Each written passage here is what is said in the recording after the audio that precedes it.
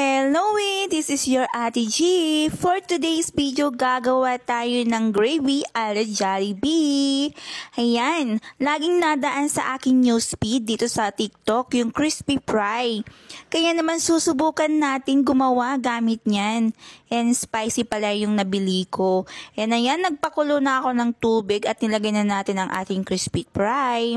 Siyempre, wag nating kalimutan ihalo ito para hindi lahat nagbubuo-buo. And ayan, pag lumapot-lapot ng ganyan, dagdagan at dagdagan mo ng tubig para makuha mo yung consistency ng gravy na gusto mo. Ayan. Naglagay din pala ako ng beef road cubes dyan at saka paminta. Naglagay din pala ako ng konting magic sarap. Naglagay din pala ako ng asukal kasi nga spicy yung nabili kong crispy fry. Balanse sa lasa. At eto na nga ang kinalabasan ng ating crispy fry gravy. Ayan. Uy, yum yum yum. Spicy pa to. So, ito yung ginawa kong gravy.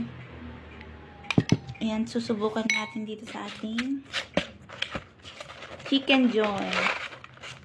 Ayan, yung sale sa Napoli. Hey. Yung 199. Subukan natin. Anong lasa?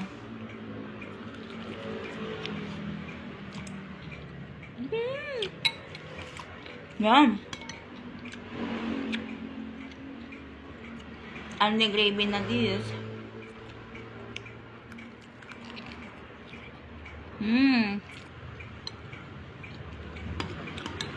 Yummy.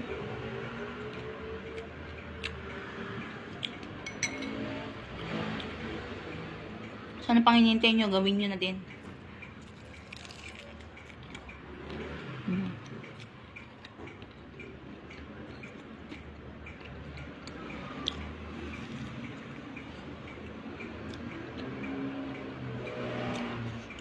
Sarap.